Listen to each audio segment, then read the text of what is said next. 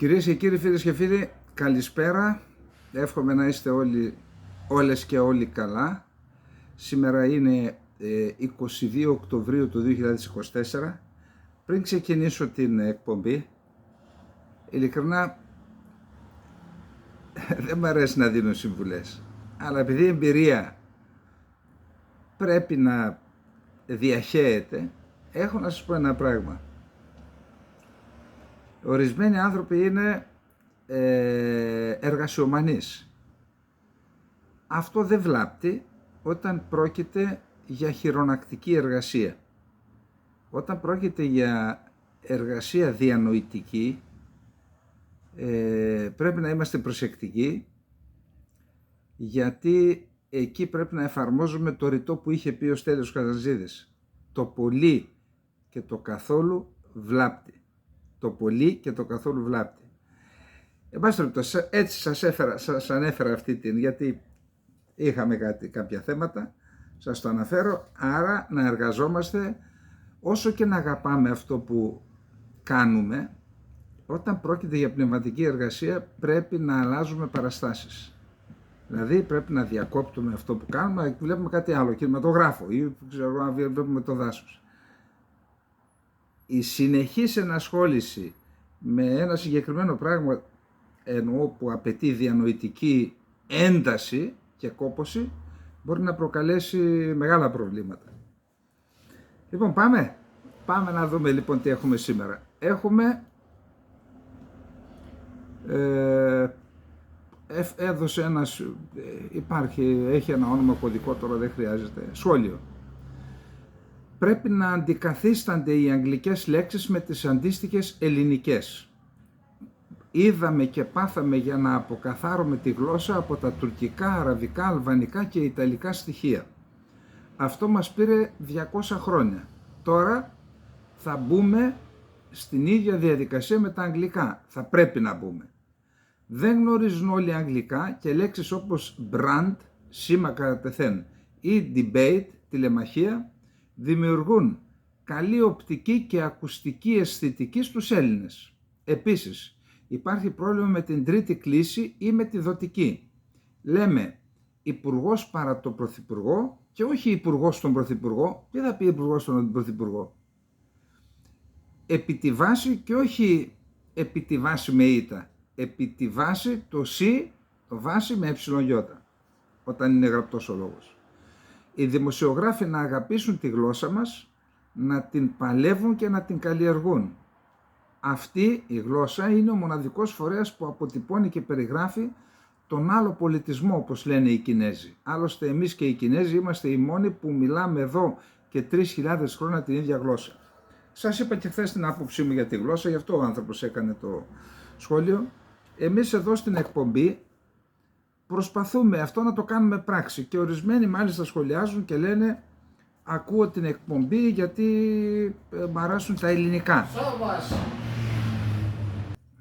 Λοιπόν, προσπαθούμε πραγματικά σε αυτή την εκπομπή να υπηρετήσουμε την ελληνική γλώσσα. Δεν είναι εύκολο. Δεν είναι εύκολο γιατί είναι σαν να πηγαίνεις κόντρα στο κύμα. Το κύμα μας πάει προς τα εκεί. Σιγά σιγά να βάζουμε στην ελληνική γλώσσα δάνεια από ξένες γλώσσες οι οποίες δανείστηκαν επί αιώνες από την ελληνική γλώσσα, τώρα μας επιστρέφουν. Γιατί είναι ζήτημα του πνευματικού δυναμισμού που έχει μια χώρα. Αυτό κάποτε η Ακαδημία Αθηνών είχε αυτό το έργο. Τώρα η Ακαδημία Αθηνών ασχολείται με άλλα. Καλύτερα να μην μπούμε πια. Και δεν το λέω αυτό στην τύχη, διαβάζω επιστολές ανθρώπων που διαφωνούν με αυτά που γίνονται εκεί. Εννοώ επιστολές μελών της Ακαδημίας Αθηνών. Εν πάση περιπτώσει, να πάμε να δούμε τώρα τον κύριο Κωνσταντίνο Σχίζα. Μας γράφει από τη Λευκοσία, λέει δεν υπάρχει πρόβλημα για τη δημοσιοποίηση του ονόματός μου. Αγαπητέ κύριε Σάβα Καλυτερίδη, σας χαιρετώ. Συγγνώμη που σας ενοχλώ, τον τελευταίο καιρό ακούμε συχνά για το ενδεχόμενο ενός συνυποσχετικού μεταξύ Ελλάδος και Τουρκίας και την προσφυγή στο Διεθνές Δικαστήριο της Χάγης για να αποφανθεί σχετικά με τις διεκδικήσεις της Τουρκίας στο Αιγαίο και τη Θράκη. Θα ήθελα όμως να σας εκφράσω τη γνώμη μου για το θέμα χωρίς να ισχυρίζομαι ότι είμαι ειδικός. κατά τη γνώμη μου, η Ελλάδα δεν πρέπει να προσφύγει απευθείας στο δικαστήριο της Χάγης, αλλά να επιλέξει πρώτα το δικαστήριο της Ευρωπαϊκής Ένωσης για τους εξής λόγους. Μας λέει παρακάτω τους λόγους, αλλά αυτό δεν έχει να κάνει μόνο με τους λόγους που λέει ο κύριος, που αναφέρει ο κύριος Χίζας. Έχει να κάνει με την σύμβαση που υπέγραψε, συμφωνία ένταξης που υπέγραψε το 1963 η Τουρκία με την τότε ΕΟΚ, όπου λέει θέματα που προκύπτουν νομικού χαρακτήρα ή άλλα με κράτη-μέλη της ΕΟΚ, τώρα Ευρωπαϊκής Ένωσης, θα πρέπει να επιλύονται στο δικαστήριο του Λουξεμβούργου, το δικαστήριο της Ευρωπαϊκής Ένωσης. Άρα αυτό είναι επιβεβλημένο και είναι ένα ερώτημα, μας το έχει υπενθυμίσει ο κύριος Ανθρακεύς, μου έστειλε και το κείμενο αυτής της συμφωνίας του 1963 που το γράφει πεντακάθαρα και είναι απορίας άξιων γιατί μέχρι στιγμής η ελληνική κυβέρνηση δεν θέτει ως πρώτη επιλογή το δικαστήριο αυτό. Όχι μόνο αυτή, και οι προηγούμενες κυβερνήσεις, για να είμαστε καθαροί. Λοιπόν, ή να είμαστε σαφείς, το πιο καλό. Άρα, κατά τη γνώμη μου, λέει ο κύριος Χίζας, η Ελλάδα δεν πρέπει να προσφύγει απευθείας στο δικαστήριο της Χάγης, αλλά να επιλέξει πρώτα το δικαστήριο της Ευρωπαϊκής Ένωσης στο Λουξεμβούργο για τους εξής λόγους. Πρώτον, συμβατότητα με το ευρωπαϊκό δίκαιο. Το Διεθνές Δικαστήριο της Χάγης βασίζεται και κρίνει στο διεθνές δίκαιο, το οποίο δεν είναι πάντοτε συμβατό με το ευρωπαϊκό δίκαιο ή το κεκτημένο της Ευρωπαϊκής Ένωσης. Μία απόφαση από τη Χάγη θα μπορούσε να συγκρούεται με τις βασικές αρχές που διέπουν τα κράτη-μέλη της Ευρωπαϊκής Ένωσης, δημιουργώντας έτσι νομικά κενά ή ακόμα και αντιφάσεις. Υπάρχει και ένα άλλο θέμα. Η Ευρωπαϊκή Ένωση ως οντότητα έχει υπογράψει το Διεθνές Δίκαιο της Θάλασσας. Άρα, το Διεθνές Δίκαιο της Θάλασσας έχει γίνει και ευρωπαϊκό δίκαιο. Αν λοιπόν παραπέμψουμε το θέμα της διαφοράς της μιας με την Τουρκία στο Ευρωπαϊκό Δικαστήριο, τότε η Ευρωπαϊκή Ένωση θα κρίνει είτε έχει υπογράψει η Τουρκία είτε όχι με βάση το δίκαιό της. Επειδή η Τουρκία είναι μέλος προς ένταξη, είναι χώρα προς ένταξη, έτσι. Είναι σε ενταξιακή διαδικασία σχέτως της κατάληξης. Δεύτερον, κίνδυνος για την εθνική κυριαρχία. Το δικαστήριο της Χάγης μπορεί να εκδώσει αποφάσεις που δεν θα λάβουν πλήρως υπόψη τα εθνικά συμφέροντα της Ελλάδας, ειδικά σε ευαίσθητα ζητήματα όπως τα σύνορα και η εδαφική ακεραιότητα. Η ερμηνεία του διεθνούς δικαίου μπορεί να θέσει σε κίνδυνο την ελληνική κυριαρχία, ενώ ένα ευρωπαϊκό δικαστήριο θα προσέφερε μεγαλύτερη προστασία εντός του κοινού πλαισίου της Ευρωπαϊκής Ένωσης. Τρίτον, αλληλεγγύη εντός της Ευρωπαϊκής Ένωσης. Προσφεύγοντας σε ευρωπαϊκό δικαστήριο, η Ελλάδα εξασφαλίζει ότι η υπόθεση θα κριθεί εντός ευρωπαϊκού πλαισίου, όπου υπάρχει μεγαλύτερη αλληλεγγύη και προστασία για τα κράτη-μέλη. Οι κοινές αρχές και αξίες της Ευρωπαϊκής Ένωσης είναι πιο ευνοϊκές για την προστασία της κυριαρχίας και των δικαιωμάτων των κρατών μελών συμπεριλαμβανομένης της Ελλάδας. Τέταρτον, προηγούμενα και δεσμεύσεις. Μία απόφαση της Χάγης μπορεί να δημιουργήσει διεθνή νομικά προηγούμενα που θα μπορούσαν να επηρεάσουν μελλοντικές διαφορές της Ελλάδας σε κρίσιμα ζητήματα όπως τα σύνορα και η υφαλοκρηπίδα. Για παράδειγμα με την Αλβανία, με τη Λιβύη. Αντίθετα, οι αποφάσεις ενός Ευρωπαϊκού Δικαστηρίου βασίζονται στο ευρωπαϊκό κεκτημένο και είναι πιθανότερο να διασφαλίσουν τα ελληνικά συμφέροντα. Επιπλέον, το Δικαστήριο της Ευρωπαϊκής Ένωσης στο Λουξεμβούργο θα μπορούσε να παράσχει μια πιο κατανοητή προσέγγιση για ζητήματα που αφορούν τα χωρικά ύδατα των νησιών, την αποκλειστική οικονομική του ζώνη και την ελληνική υφαλοκρηπίδα. Το Λουξεμβούργο πιθανότατα θα είχε καλύτερη κατανόηση της σημασίας αυτών των ζητημάτων για τα κράτη-μέλη και θα μπορούσε να προστατεύσει πιο αποτελεσματικά τα συμφέροντα της Ελλάδας σε τέτοια θέματα.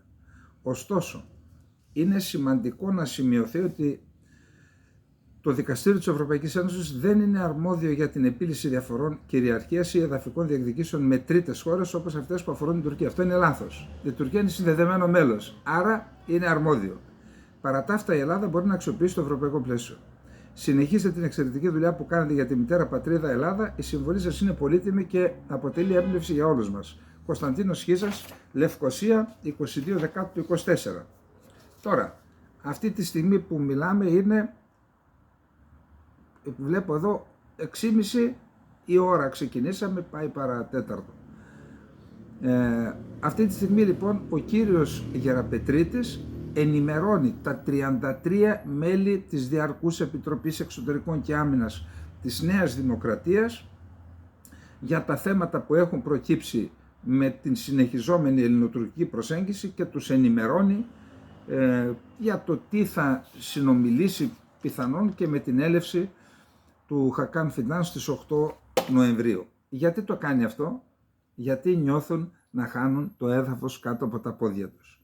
Η κατάσταση είναι τραγική, η Νέα Δημοκρατία είναι κολλημένη στο 25%.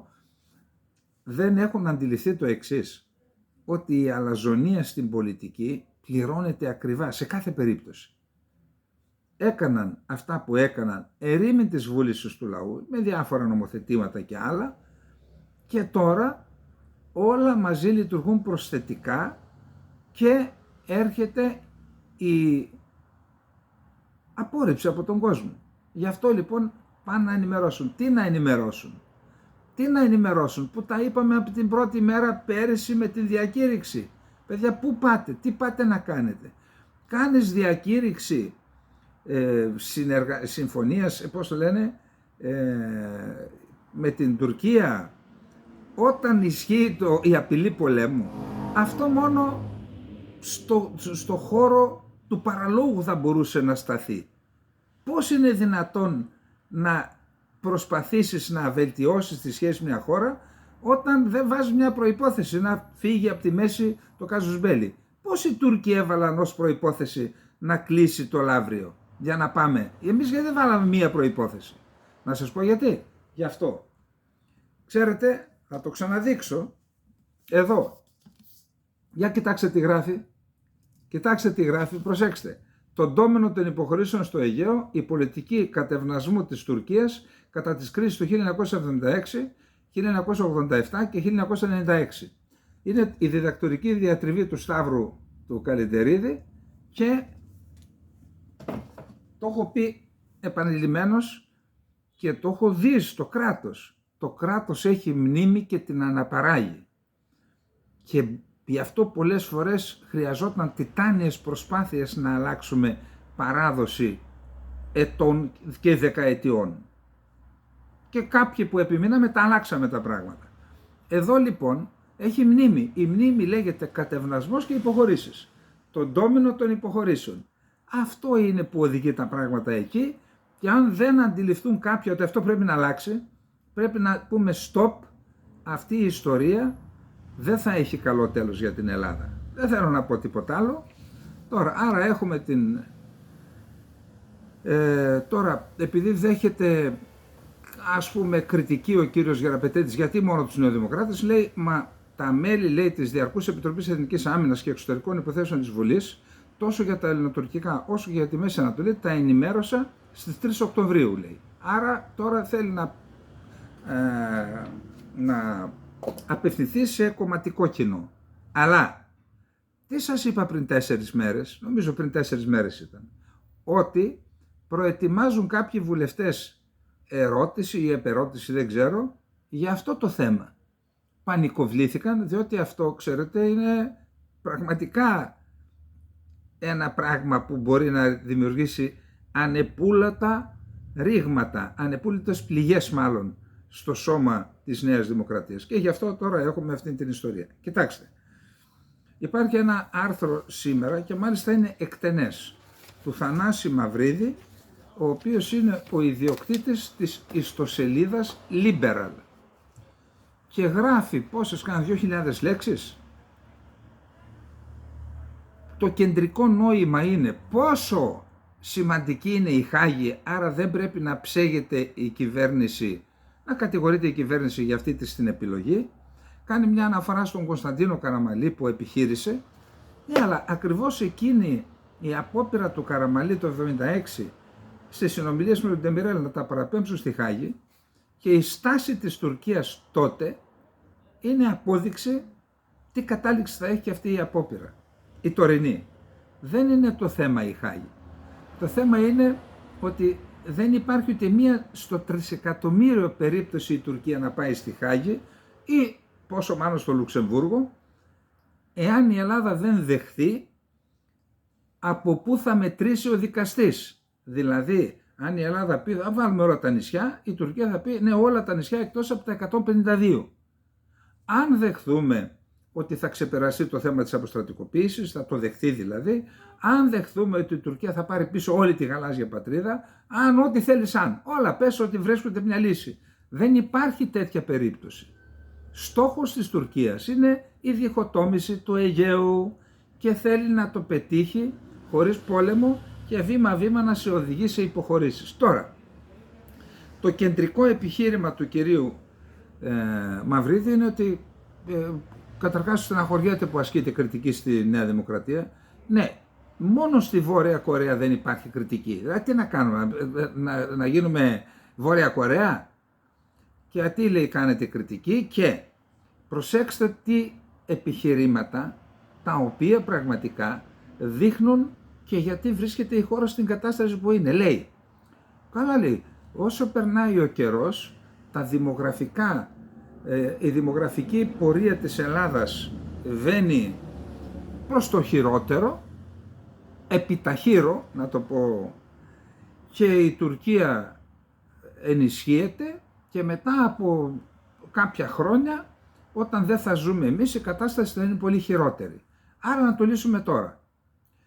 Ας κάνουμε μια υπόθεση, να δεχθούμε το σκεπτικό του κ. Μαυρίδη. Η Τουρκία δεν το ξέρει αυτό, αφού το λες κιόλας, το λένε και διάφοροι της κυβέρνησης. Γιατί να πάει η Τουρκία σε λύση τώρα? Θα αφήσει να περάσει ο χρόνος και αφού όσο περνάει ο χρόνος, προϊόντος του χρόνου, όπως έλεγαν κάποτε οι Έλληνες, η θέση της Τουρκίας βελτιώνεται και η δική μας επιδεινούται, γιατί να πάει η Τουρκία? Για χαζό τον έχεις? Θα περιμένει λοιπόν και θα σου φορτώνει και. Ποια είναι η λύση? Η λύση είναι η εξής. Αντί να πάμε τώρα σε μια κακή λύση που θα καταστροφική, να βελτιώσουμε το δημογραφικό, κύριε Μαυρίδη, και όλοι όσοι επικαλείστε αυτό το επιχείρημα. Αυτό δεν σας πέρασε από το μυαλό? Να βελτιώσουμε το δημογραφικό, να βελτιώσουμε τις ένοπλες δυνάμεις? Είναι λογική να λέμε, είναι λογική αυτή να λέμε ότι κάθε χρόνος που περνάει θα μεγαλώνει η ψαλίδα και τότε αν κάποιος πει μετά από 20 χρόνια να το κάνει θα είναι χειρότερα τα πράγματα? Αυτό είναι λογική? Γιατί λοιπόν να μην βελτιώσουμε τη θέση της χώρας σε όλους τους τομείς? Δεν σας πέρασε από το μυαλό καθόλου? Εν πάση περιπτώσει, ακούστε, ούτε ο Παπαχελάς, ο οποίος έχει γνώση του τι συμβαίνει στη χώρα και τι πρόκειται να συμβεί, ούτε ο Παπαχελάς στο άρθρο που είπαμε χθες καλύπτει πλήρως τα θέματα. Όχι. Υπάρχουν τα εξής ζητήματα.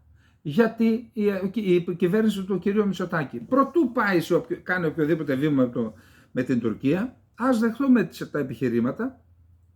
Πρώτον, γιατί δεν οριοθέτησε με την Κύπρο? Δεν υπάρχει πουθενά εκεί κανένα κάζους μπέλι, αιτία πολέμου να το πούμε ελληνιστή, αν και το κάζους μπέλι είναι λατινικός όρος που πρέπει να τον δεχόμαστε, γιατί το ρωμαϊκό δίκαιο, επαναλαμβάνω, έχει επικρατήσει. Γιατί λοιπόν η Ελλάδα δεν οριοθετεί με την Κύπρο, που μας παρακαλούσαν τόσα χρόνια, που δεν υπάρχει απειλή? Και μετά, δεν λέω τώρα να κάνει τα 12 μίλια, να κλείσει τις γραμμές βάσης, πώς τους λένε, τους κόλπους και τις γραμμές βάσης, να τους καθορίσει. Ούτε αυτό το κάνει. Καθίστε ρε παιδιά.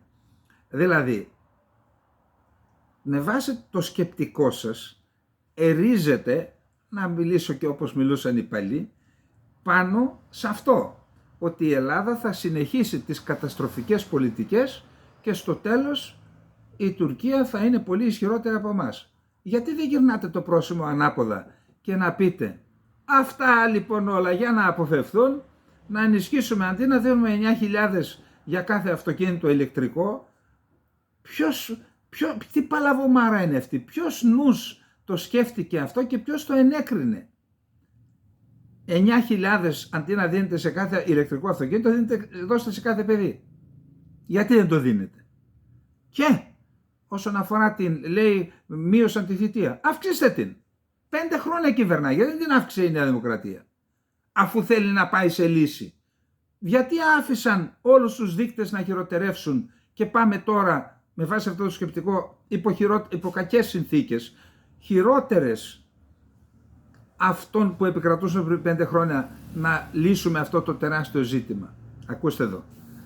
Αφήστε, καταρχάς όσοι δεν γνωρίζουν τα ελληνοτουρκικά, καλό θα είναι, καταρχάς όλοι πρέπει να έχουν άποψη, δεν το συζητώ. Αλλά ειδικά σε θέματα αρθογραφίας, όσοι δεν γνωρίζουν τα ελληνοτουρκικά και έχουν και περίοπτη θέση σε μέσα μαζικής ενημέρωσης, καλό είναι να τα αφήνουν αυτά, να πάνε και σε αυτά που ξέρουν. Ο κύριος Μαυρίδης είναι φιλελεύθερος, λένε ακραία φιλελεύθερος, γράψε για αυτά. Ποιος μπορεί να παραβγεί σε κάτι που είσαι ειδικός? Πού τα ξέρεις τα ελληνοτουρκικά? Επειδή σου είπαν 3 επιχειρήματα, εκτίθεσαι έτσι γράφοντας αυτά τα πράγματα? Πραγματικά τι να πω, ειλικρινά. Λοιπόν, πάμε να δούμε τώρα. Εδώ θα επενέσουμε. Εδώ σε αυτή την εκπομπή είπαμε ότι η Ελλάδα πρέπει να πάει στην πυρηνική ενέργεια. Γιατί, προσέξτε τι συμβαίνει. Έστω ότι μπορούμε να υπερδιπλασιάσουμε τις ανάγκες ή μάλλον να έχουμε παραγωγή ηλεκτρικού ρεύματος υπερδιπλάσια των αναγκών μας από ανανεώσιμες πηγές. Αφήστε τώρα είτε από ηλιακή ενέργεια είτε από αιωλική ενέργεια. Ξέρετε, υπάρχει ένα πρόβλημα εκεί, το πρόβλημα της σταθερότητας του δικτύου. Αν δεν έχει ήλιο, τι θα κάνεις? Αν δεν έχει αέρα, τι θα κάνεις? Άρα χρειάζεται ένας εξισορροπητικός παράγοντας και αυτός είναι το πυρηνικό εργοστάσιο.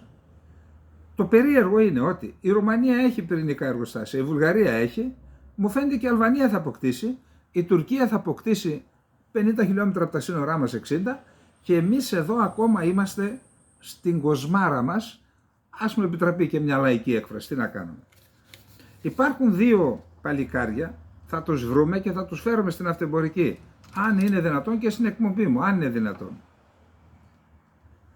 Στάθης Βλασόπουλος και Διονύσης Χιώνης, οι οποίοι διοργάνωσαν μία ημερίδα στην Ελβετία, την Athlos Energy, η Athlos Energy που είναι η εταιρεία τους, που είναι η πρώτη ιδιωτική πρωτοβουλία για την ανάπτυξη πυρηνικού προγράμματος στην Ελλάδα. Οι 2 προαναφερθέντες είναι Έλληνες πτυχιούχοι με μεταπτυχιακές και διδακτορικές σπουδές στην Ελβετία, στην πυρηνική, μηχανική και φυσική, και πιστεύουν ακράδαντα ότι η πυρηνική ενέργεια πρέπει να αποτελεί μέρος του ελληνικού ενεργειακού μείγματος. Τώρα, σε αυτήν συμμετείχε ο ενεργειακός σύμβουλος του Πρωθυπουργού, ο κύριος Τσάφος, και μίλησε και επίσης αυτός εμφανίστηκε επιφυλακτικός με την προοπτική εγκατάσταση πυρηνικών στη χώρα μας, επιφυλακτικός γιατί είναι σύμβουλος και ξέρει ότι αν έλεγε μια κουβέντα θα έβγαιναν διάφοροι στην Αθήνα και θα λέγανε να η κυβέρνηση πάει να κάνει πυρηνικά. Τι να πει ο άνθρωπος? Αν και όπως είπε βρισκόμαστε σε μια γειτονία όπου Ρουμανία, Βουλγαρία, Τουρκία και Αίγυπτος είναι πυρηνικές δυνάμεις, που σημαίνει ότι δεν είμαστε προστατευμένοι από τους κινδύνους πυρηνικής ενέργειας, άρα γιατί να μην κάνουμε κι εμείς? Τώρα, ο Δαγούμας, πρόεδρος της ΡΑΕΗ, Ρυθμιστικής Αρχής Ενέργειας μάλλον, υπογράμμισε την ανάγκη ευελιξίας στο ηλεκτρικό σύστημα όσο αυξάνεται η εγκατάσταση των ανανεώσιμων πηγών ενέργειας και προχωρά ο εξηλεκτρισμός. Τόνισε ωστόσο ότι η ένταξη της πυρηνικής ενέργειας στο ενεργειακό μείγμα της χώρας είναι απόφαση της πολιτείας και αυτός την έκανε για να μην τον απολύσουν αύριο. Μπράβο λοιπόν σε αυτούς που πήραν αυτή την πρωτοβουλία, στα 2 παλικάρια τα ελληνικά μυαλά, και εγώ δεν μασάω τα λόγια μου. Μπράβο και στην κυβέρνηση που τόλμησε και έστειλε ο Πρωθυπουργός το σύμβουλό του, ασχέτως ο άνθρωπος είχε οδηγίες μην πεις τίποτα και βρούμε τον πελά μας, δεν έχει σημασία. Μπράβο στον κύριο Τσάφο και μπράβο και στον άλλο τον κύριο, πώς τον είπαμε, Δαγούμα, ο οποίος έκανε ένα βήμα πιο μπροστά από το σύμβουλο και είπε απόφαση της πολιτείας είναι, θέλοντας να πει ότι μακάρι να τα κάνετε. Κάντε τα και θα βρείτε το δίκιο σας. Κανείς που βοήθησε τη χώρα, μπορεί να περνάει ο καιρός, αλλά πάντα οι πολίτες μας ανταμείβουν όλους μας με αυτό που μας αξίζει. Πάντα. Τώρα, είδα μια διαρροή, νομίζω στο Βήμα, που λένε ότι ο Ερντογάν πήρε τηλέφωνο τον Τραμπ μετά τη σφαίρα που έφαγε και του είπε «Γενναία και αξιοθαύμαστη η στάση σας, κύριε Πρόεδρε», και φοβούνται ότι ο Ερντογάν, αν εκλεγεί ο Τραμπ, που φαίνεται ότι μάλλον προς τα εκεί πάμε, ότι έχει μια ειδική σχέση με τον Τραμπ και μετά από ένα τηλεφώνημα τον επηρεάζει.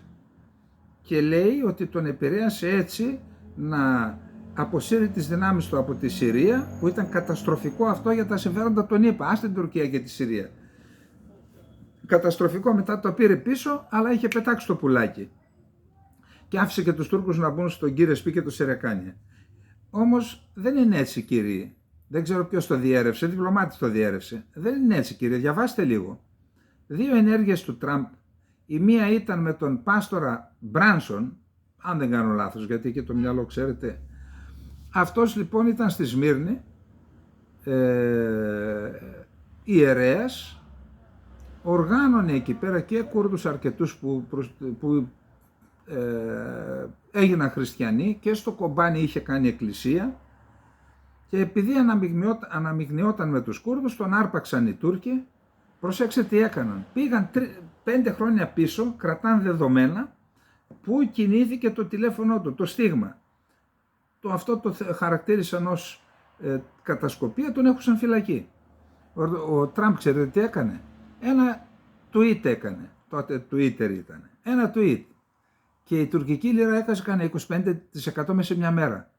Και για να μην καταστραφεί η τουρκική οικονομία, ο Ερντογάν είπε στην ανεξάρτητη δικαιοσύνη, παιδιά κάντε κάτι, τον αποφυλάκησαν χωρίς να βάλουν απαγόρευση εξόδου από τη χώρα.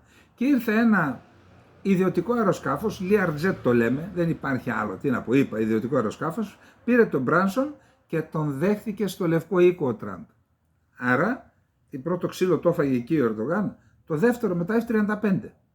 Μπορεί να ήταν πρωτοβουλία των Ελλήνων της Αμερικής, αλλά την υπογραφή την έβαλε, μπορεί να ήταν του Μενέντες, αλλά την υπογραφή την έβαλε και ο Τραμπ. Άρα, αντί να μεμψημυρούμε και να γινόμαστε μυρολάτρες, καλό θα είναι να ανοίξουμε τα ματάκια μας και να δούμε οι Έλληνες, ποιοι Έλληνες είναι με τους Δημοκράτες, ποιοι είναι με τους Ρεπουμπλικάνους, και από τώρα να κάνουμε μια στρατηγική και να είμαστε έτοιμοι για την επόμενη μέρα. Πάμε να τελειώνουμε με το πρώτο μας θέμα. Στις 12 Νοεμβρίου στη Χίο θα γίνει η συνάντηση αξιωματούχων του Ελληνικού Λιμενικού Σώματος και της Τουρκικής Ακτοφυλακής, η οποία είναι η συνάντηση που είχε αναβληθεί προηγουμένως, γίνεται τώρα 12 Νοεμβρίου. Σε αυτή τη συνάντηση θα συζητηθεί το θέμα του καλύτερου συντονισμού, που δεν υπάρχει κανένα συντονισμός, παραμύθια σας λένε, αν υπήρχε συντονισμός, η Ελλάδα θα έπρεπε να έχει 24 ώρες το 24ωρο, να πετά από κάθε βασικό νησί, να πετούν ορισμένα μη επανδρομένα αεροσκάφη, με μια μεγάλη οθόνη να έχουμε τις εικόνες σε κάθε νησί μεγάλο, από τα 5 βασικά νησιά και όχι μόνο, να έχουμε την εικόνα, στη μεγάλη τηλεοθόνη, την εικόνα από κάθε μη επανδρομένο αεροσκάφος, και να επιτηρούν τις τουρκικές ακτές. Μόλις φεύγει οποιοδήποτε πλεούμενο, που ξέρουμε και μπορούμε να δούμε ποιος είναι πάνω, σε λιγότερο από 1 λεπτό, σε 30 δευτερόλεπτα να ενημερώνουμε την τουρκική ακτοφυλακή και την Ευρώπη και το κεντρικό λιμενικό εδώ. Και να λέμε, ξεκινούν, μαζέψτε τους. Μαζέψτε τους πριν περάσουν στα ελληνικά χωρικά ύδατα. Μόνον αυτό, αν γίνει, θα υπάρξει συνεργασία. Τα υπόλοιπα που μας λένε μας ρίχνουν στάχτη στα μάτια, και από ό,τι είδατε τώρα τι έγινε και με την Υφυπουργό Μεταναστευτικής, ακούστε, το μεταναστευτικό είναι μία από τις μεγαλύτερες business στην Ελλάδα. Πάλι χρησιμοποιώ ξενική λέξη, αλλά εδώ ας το πάρει το ποτάμι. Από τις μεγαλύτερες business δουλεύουν και κονομάνε από αυτό χιλιάδες δικηγόροι, μη κυβερνητικές οργανώσεις και πολιτικοί, παρακαλώ. Εντάξει. Και μετά από αυτό θα πραγματοποιηθεί και η αναβληθήσα επίσκεψη του Γερλί Καγιά, Υπουργού Εσωτερικών της Τουρκίας. Σε αυτόν ανήκει η ακτοφυλακή και η αστυνομία και η στρατογραφυλακή. Στο Υπουργείο Εσωτερικών δεν υπάρχει Υπουργείο Δημόσιας Τάξης, μόνο στην Ελλάδα, κατάλοιπο της μεταεμφυλιακής εποχής. Και το τελευταίο, θυμάστε που ήρθε ο Ράμα, ενώ ήταν στη φυλακή Μπελέρης ήρθε εδώ και έκανε στο Γαλάτσι μια φιέστα. Τώρα ετοιμάζεται 3 Νοεμβρίου να την κάνει και στη Θεσσαλονίκη. Και ένα από τα επιχειρήματα που επικαλούνται είναι, θα επικαλεστεί και ο ίδιος, τώρα λέει που δεν είναι ο Μπελέρης στη φυλακή, δεν υπάρχει κανένα εμπόδιο στις ελληνοτουρκικές σχέσεις.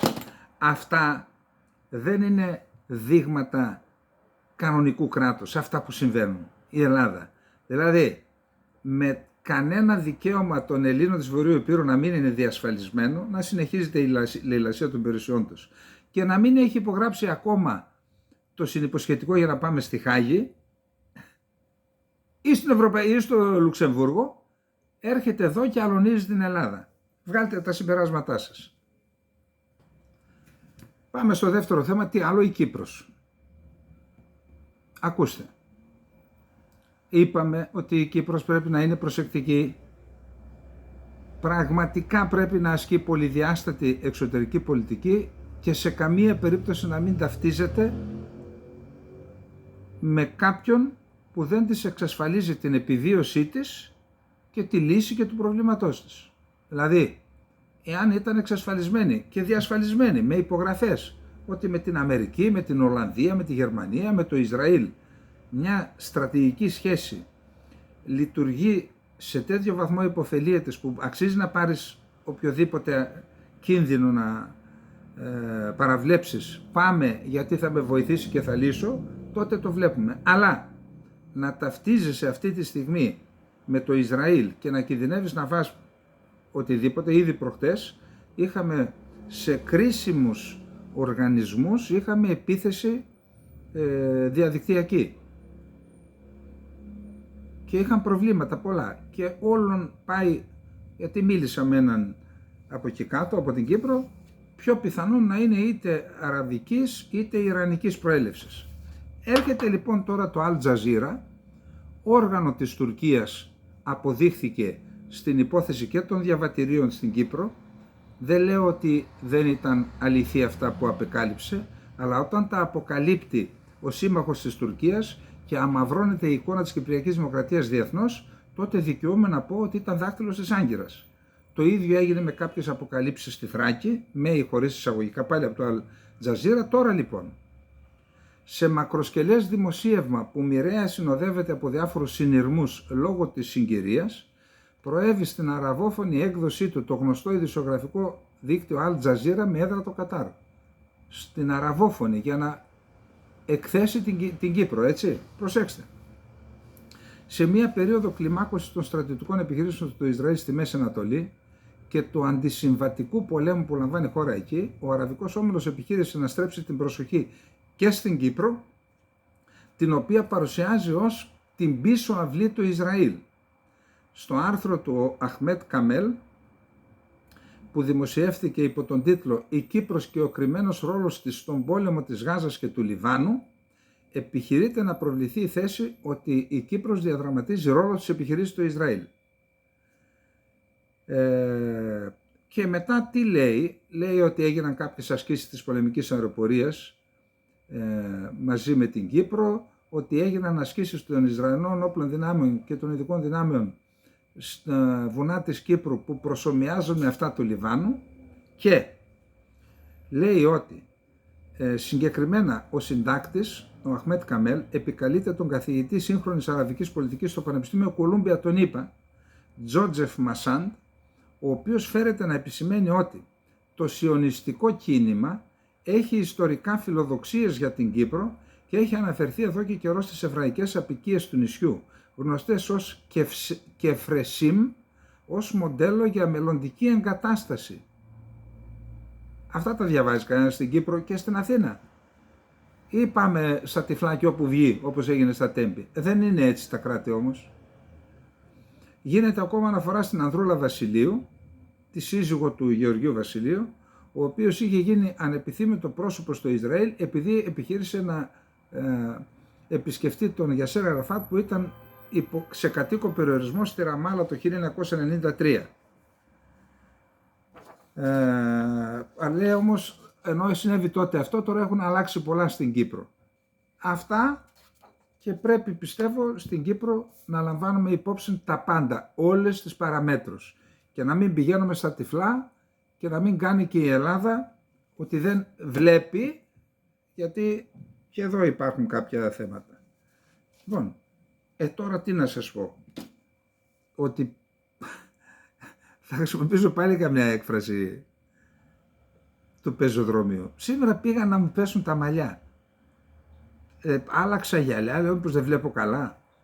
Ο Ντεβλέτ Μπαξελή είναι ο ηγέτης ενός κόμματος το οποίο το έφτιαξε η τουρκική μυστική υπηρεσία και το τουρκικό βαθύ κράτος, δημιούργημα είναι τη ΣΜΙΤ. Και μάλιστα ο Μπαξελή, δεν λέω τώρα, δεν τα βγάζω από την κοιλιά μου, έτσι, τα έχω διαβάσει σε πολλά στην Τουρκία, ότι αμοιβόμενο πηγή στέλεχος της ΣΜΙΤ υπήρξε ο Μπαξελή όσο ήταν στους γκρίζους λύκους. Τώρα είναι πρόεδρος. Αυτός λοιπόν είχε την πιο σκληρή θέση για τον Οτσαλάν και έλεγε τότε κατηγορούσε τον Ερντογάν γιατί δεν τον κρέμασες όταν τον συνέλαβαν.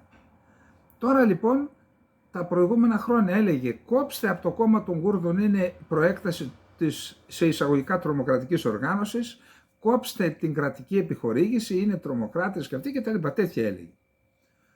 Στην έναρξη της νέας κοινοβουλευτικής περίοδου πήγε και προσκύνησε στους Κούρδους. Γιατί, τα έχω εξηγήσει, τώρα δεν χρειάζεται πάλι να τα λέμε, υπό το φόβο των εξελίξεων που ευνοούν τους Κούρδους. Υπό το φόβο της δημιουργίας ενός αυτόνομου κουρδικού κράτους μέσα στην Τουρκία. Προσέξτε τι είπε σήμερα. Καλά, δεν μπορώ να σας πω τι γίνεται στην Τουρκία. Λέει, υπάρχει ένας νόμος, ο νόμος της Ελπίδας λέγεται στην Τουρκία. Να επωφεληθεί ο Αμπτουλάχ Οτσαλάν, να υποβάλει αίτηση, να επωφεληθεί από αυτόν τον νόμο της Ελπίδας, να απελευθερωθεί,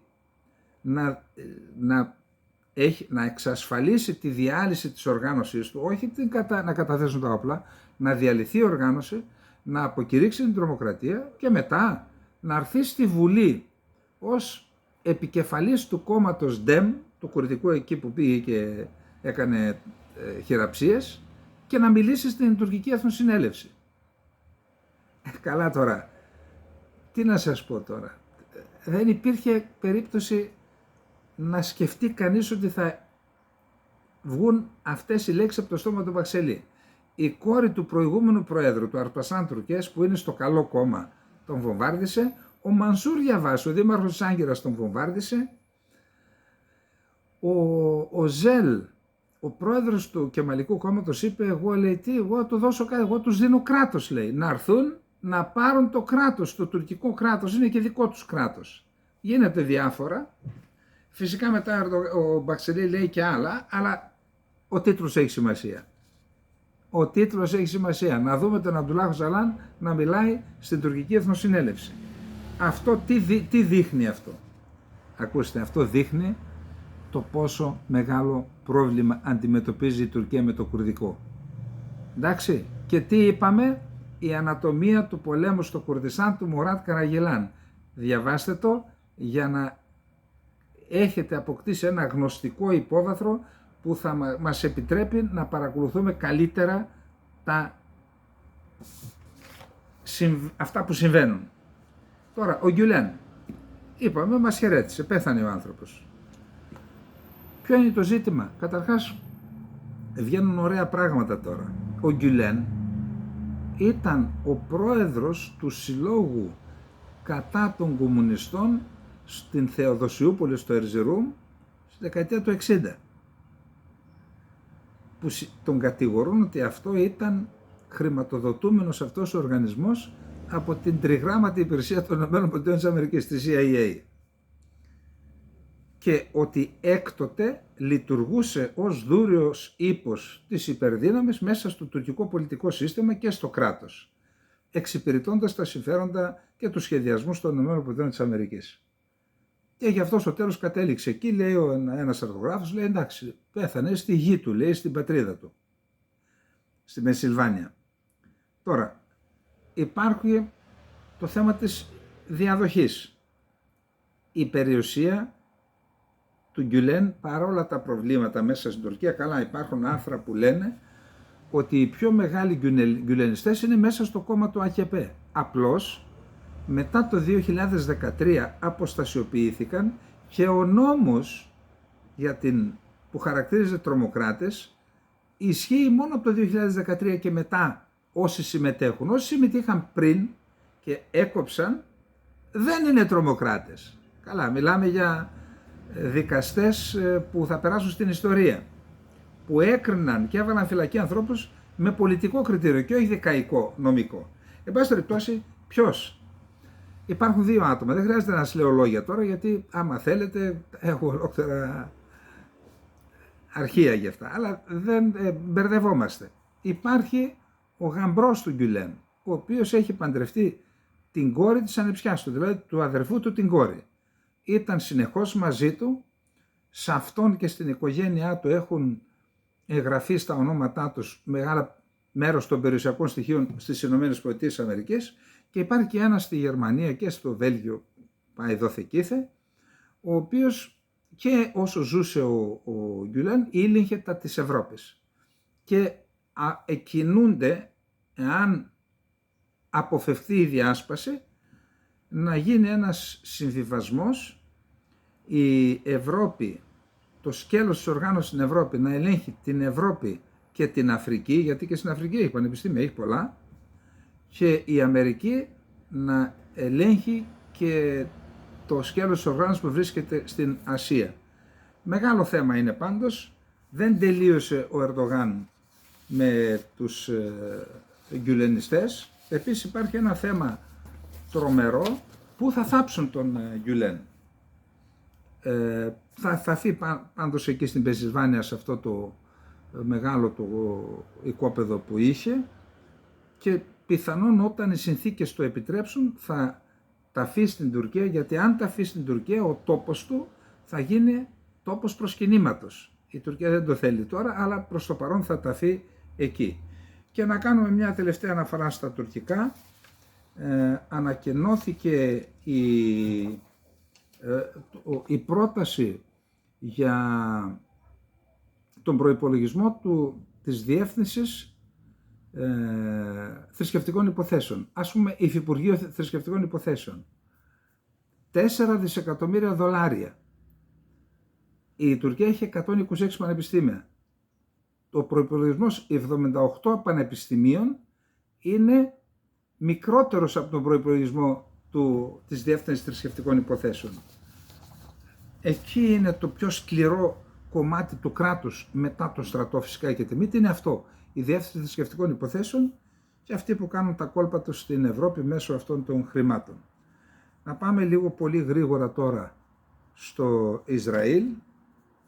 Λοιπόν, τι έχουμε εκεί πέρα? Χθες έκανα μια αναφορά, γιατί αυτές ήταν οι πληροφορίες που είχαμε, ότι 7 Ισραηλινοί συνελήφθησαν για συνεργασία με τις μυστικές υπηρεσίες του Ιράν.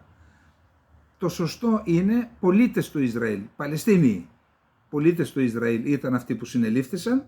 Κάναμε μια επανόρθωση, αλλά δεν υπήρχαν πληροφορίες άλλες. Επειδή χθες έγινε, αυτό γράψαν, συνελήφθησαν 6 άτομα πολίτες του Ισραήλ. Και είπαμε Ισραηλινοί, ίσως ήταν λάθος, έπρεπε να πούμε πολίτες του Ισραήλ, έπρεπε να το πονηρευτώ.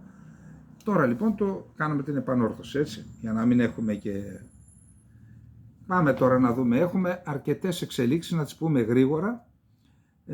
Η διπλωματική αποστολή της Τεχεράνη στα Ηνωμένα Έθνη έκανε λόγο, προσέξτε, νομιμοποιούν με αυτόν τον τρόπο ή προειδεάζουν και νομιμοποιούν τις επιθέσεις που θα κάνουν σε αμερικανικές βάσεις στη Μέση Ανατολή οι Ιρανοί. Σιωπηρή έγκριση και ρητή υποστήριξη του Biden στην παράνομη στρατιωτική επίθεση του Ισραήλ εναντίον του Ιράν. Οι ΗΠΑ θα φέρουν την πλήρη ευθύνη για το ρόλο τους στην υποκίνηση και επιβολή οποιονδήποτε επιθετικών ενεργειών από το Ισραήλ εναντίον της Ισλαμικής Δημοκρατίας του Ιράν, καθώς και για τις καταστροφικές συνέπειες στην περιφερειακή και διεθνή ειρήνη και ασφάλεια. Και όλα αυτά επειδή ο Biden είπε ξέρω το σχέδιο. Υπήρχαμε μία έκρηξη στο Τελ Αβίβ. Ο στρατός λέει ότι υπάρχει μάλλον με την τεχνητή νοημοσύνη ένα σύστημα που για να μην καταναλώνονται πυρομαχικά του αντιπυραυλικού συστήματος ή το Iron Dome ή το της Φεντάνας του Δαβίδ, όταν βλέπουν ότι η τροχιά ενός βλήματος κατευθύνεται σε περιοχή που δεν έχει στόχο, δεν το καταρρίπτουν, το αφήνουν να πέσει. Και λέει, ένα τέτοιο έπεσε, η Χεσμπολάχ από την πλευρά της λέει ότι κτύπησαν τη βάση 8200 της μυστικής υπηρεσίας, της στρατιωτικής υπηρεσίας πληροφοριών, που βρίσκεται είναι η βάση Γκλιλότ, βρίσκεται σε προάστιο του Τελ Αβίβ. Ο Γκάλαντ χαρακτήρισε την τράπεζα Al-Kart Al-Hassan, της Χεσμπολάχ δηλαδή, τη χαρακτήρισε τρομοκρατική οργάνωση, η τρομοκρατική ομάδα. Η ύπατη αρμοστία των Ηνωμένων Εθνών για τα ανθρώπινα δικαιώματα καταδίκασε τις σημαντικές ζημιές που προκλήθηκαν σε πολιτικές υποδομές από τους Ισραηλινούς βομβαρδισμούς της Κυριακής, μεταξύ άλλων και στην τράπεζα και σε υποκαταστήματα της τράπεζας. Λέει ότι την Κυριακή χτυπήθηκαν περίπου 30 στόχοι που συνδέονται με τον οργανισμό αυτό σε όλο το Λίβανο. Συνολικά μέσα σε 24 ώρες οι Ισραηλινές δυνάμεις έπληξαν 300 στόχους της Χεσμπολάχ. Κατηγορείται η τράπεζα αυτή ότι παίρνει πόρους από το Ιράν και με αυτές μένει ζωντανή η οργάνωση. Ο Ντάνιελ Χαγκάρι, εκπρόσωπος του Ισραηλινού στρατού, είπε ότι υπάρχει μια τράπεζα υπόγειο θησαυροφυλάκιο, στο οποίο υπάρχουν 500 εκατομμύρια σε ρευστό και σε χρυσό. Και είναι κάτω από ένα νοσοκομείο, μάλλον ετοιμάζονται να χτυπήσουν αυτό το νοσοκομείο. Η Χεσμπολάχ ανακοίνωσε ότι χθες βράδυ έπληξε Ισραηλινούς στρατιώτες στο μεθοριακό χωριό Ατά Αλ-Σαάμ. Είδα ότι δημοσίευσαν ένα βίντεο που έριξαν ένα αντιαρματικό βλήμα σε ένα όχημα που γύρω του υπήρχαν 6 στρατιώτες, δεν ξέρω τι έγινε. Επίσης ο αντιναύαρχος Ντάνιελ Χαγκάρι, εκπρόσωπος του Ισραηλινού στρατού, είπε ότι στόχευσε το Ισραήλ τον επικεφαλής του οικονομικού σκέλους της Χεσμπολάχ, που είναι υπεύθυνος για τη διοχέτευση μετρητών από το Ιράν στη Χεσμπολάχ, σε αεροπορική επιδρομή που έγινε στη Συρία, χωρίς να αναφέρει αν τον σκότωσαν. Ο Ναΐμ Κασέμ, ο νούμερο 2 της Χεσμπολάχ μέχρι να σκοτώσουν τον Νασράλα, βρίσκεται στην Τεχεράνη, λέει, και από εκεί κάνει ορισμένες σε μυστική τοποθεσία. Για να δούμε τι άλλο έχουμε. Ναι, είπαμε ότι έχουμε σφυροκόπημα του Λιβάνου, είπαμε 300 στόχους κτύπησαν.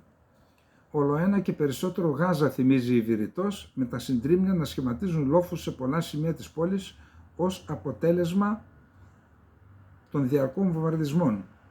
Και το Ισραήλ λέει ότι χτυπάμε εκεί γιατί εκεί χτύπησε η Χεσμπολάχ. Εκεί κρύβεται η Χεσμπολάχ. Πάμε τώρα να δούμε. Ο Υπουργός Εξωτερικών της Ιταλίας, που έχει σημαντικό αριθμό Ιταλών στρατιωτών στη UNIFIL, μίλησε και με τον Νετανιάχου, είχε συνάντηση και με τον Νετανιάχου και με τον Ισραήλ Κάτς, τον Υπουργό Εξωτερικών, και είπε ότι πρότεινε καταρχάς να μην στοχοποιούνται οι άνδρες της UNIFIL και τα φυλάκια τους, και είπε να εφαρμόσουμε την 1701, να ενισχυθούν οι δυνάμεις της UNIFIL, να μην υπάρχει ούτε Λιβανέζικο στρατός ούτε Χεσμπολάχ σε αυτή την περιοχή, αλλά να είναι υπό τον έλεγχο της UNIFIL. Μετά βορείως του ποταμού Λιτάνε να υπάρχει ενισχυμένες δυνάμεις του Λιβανέζικου στρατού και πιο πέρα να είναι η Χεσμπολάχ. Και λέει, με άκουσαν προσεκτικά, είπε ο Ταγιάννη, Υπουργός Εξωτερικών της Ιταλίας. Τώρα, με τα απόρριτα έγγραφα που το BBC έχει κάνει μια ανάλυση, τονίζει το ενδεχόμενο να ήταν σκόπιμη διαρροή από τις ΗΠΑ, για να μην γίνει τώρα το κτύπημα προεκλογικά, γιατί η Χάρις δεν πάει καλά. Λέει και άλλα πράγματα μέσα, με τι όπλα θα χτυπήσουν, όλα αυτά αποκαλύπτονται, με τι βλήματα θα χτυπήσουν. Τώρα υπάρχουν 2 σενάρια για προτάσεις για την απελευθέρωση των ομήρων. Το ένα είναι της Μοσάντ, του David Barnea, διοικητή της Μοσάντ, ο οποίος λέει ότι πρέπει να γίνει μια ευρεία συμφωνία που θα τερματίσει τον πόλεμο τόσο στη Γάζα όσο και στην Χεσμπολάχ στο Λίβανο, παράλληλα με την απελευθέρωση όλων των Ισραηλινών ομήρων. Απ' την άλλη πλευρά, στο Υπουργικό Συμβούλιο συμφωνήθηκε μια άλλη πρόταση, εκεχηρία 2 εβδομάδων και η Χαμάς να απελευθερώσει 5 άτομα. Ο Μπλίνκεν πηγαίνει αύριο με θέμα αυτό, να βρεθεί μια συμφωνία και για τη Χαμάς, για τη Γάζα και για τη Χεσμολάχ.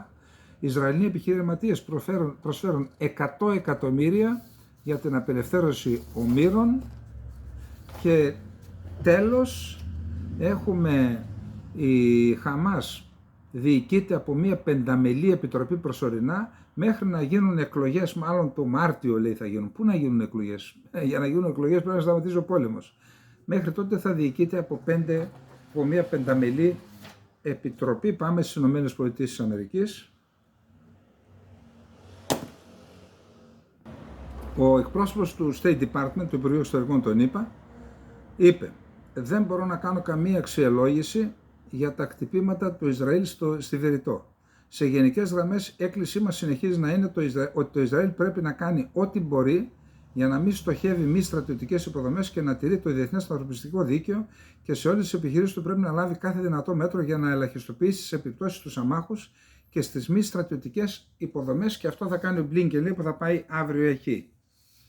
Τώρα, το State Department εξετάζει μία μονάδα των Ισραηλινών όπλων δυνάμεων που είναι υπεύθυνη για τη φύλαξη κρατουμένων από τη Γάζα για παραβιάσεις ανθρωπίνων δικαιωμάτων και επικαλείται τον νόμο του Πάτρικ Λίχη του 1997 που απαγορεύει την αμερικανική εξωτερική βοήθεια και τα εκπαιδευτικά προγράμματα του Υπουργείου Άμυνας να πηγαίνουν σε ξένες μονάδες ασφαλείας στρατού και αστυνομίας, οι οποίες έχουν διαπιστωθεί ότι έχουν διαπράξει παραβιάσεις των ανθρωπίνων δικαιωμάτων. Καλά, μάλλον μας δουλεύετε στην Αμερική. Τότε γιατί δίνετε στην Τουρκία που έχει κάψει 4.500 χωριά Κούρδων, έχουν βιάσει χιλιάδες ανθρώπους, σκότωσαν χιλιάδες ανθρώπους, γιατί τους δίνετε βοήθεια?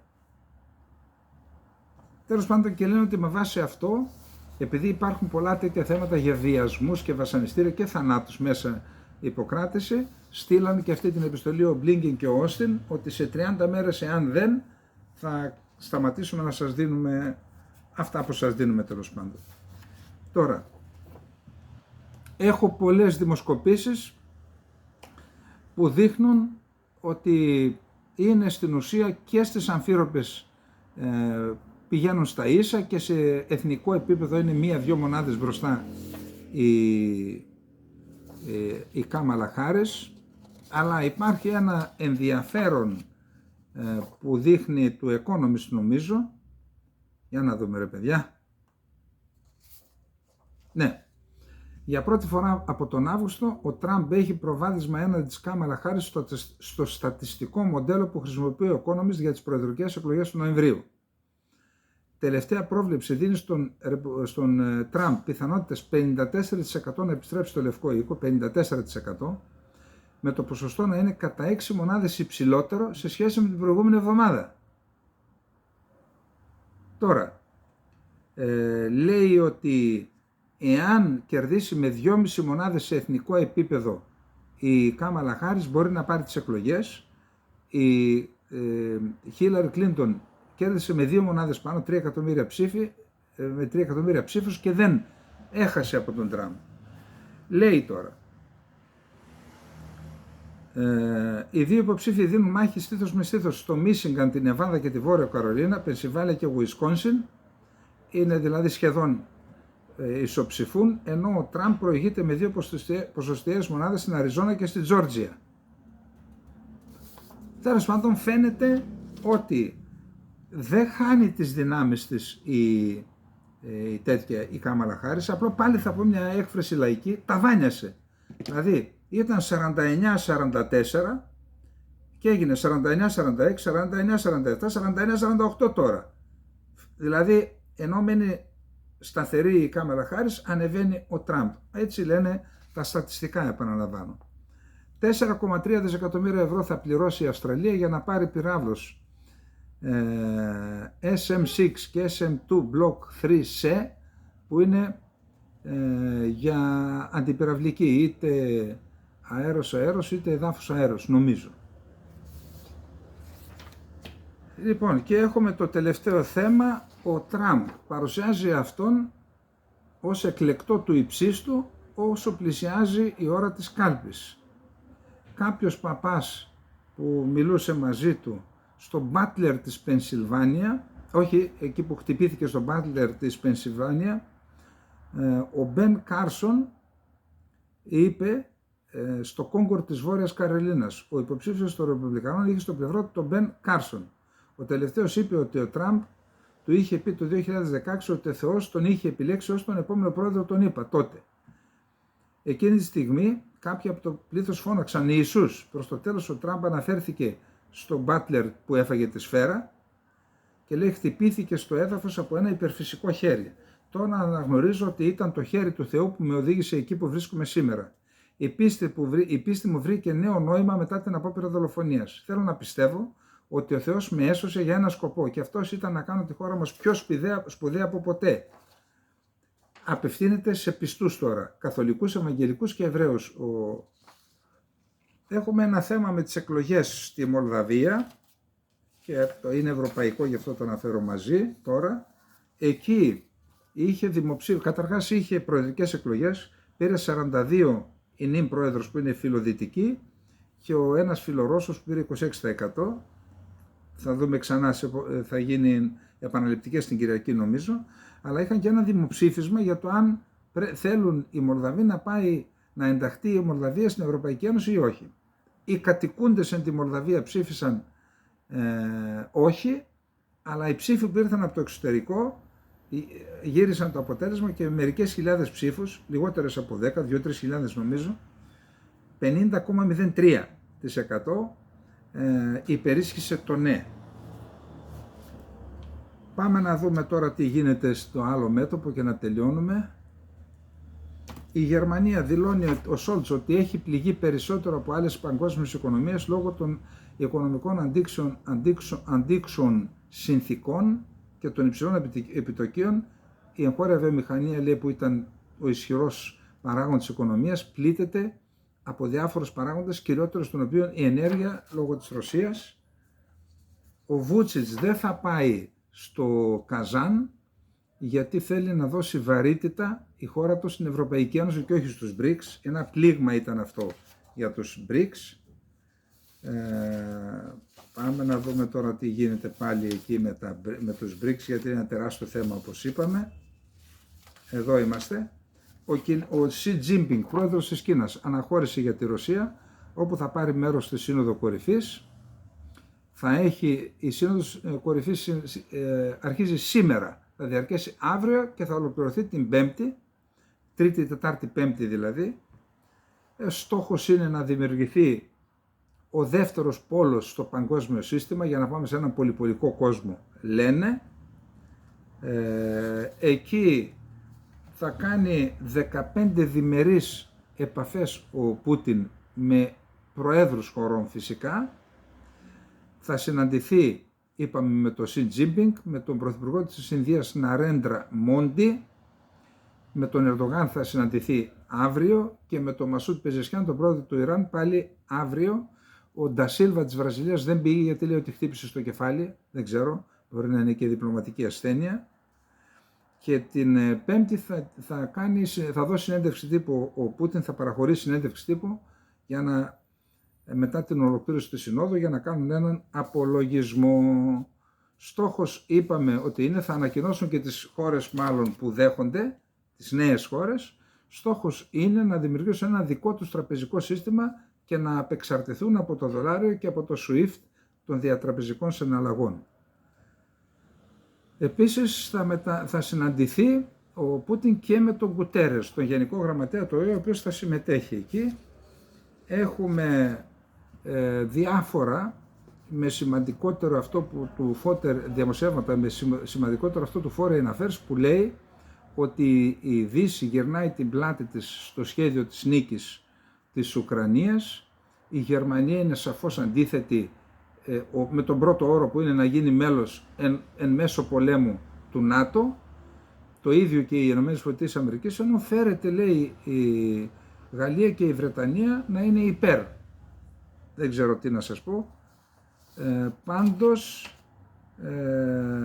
σε επιχειρησιακό επίπεδο είδα χάρτες αυτού του αμερικανικού οργανισμού, του Ινστιτούτου Μελέτης του Πολέμου, που δείχνει ποιες νέες περιοχές κατέλαβαν οι Ρώσοι στο Κουπιάνσκ και στο Σελντόνε και σε άλλες περιοχές.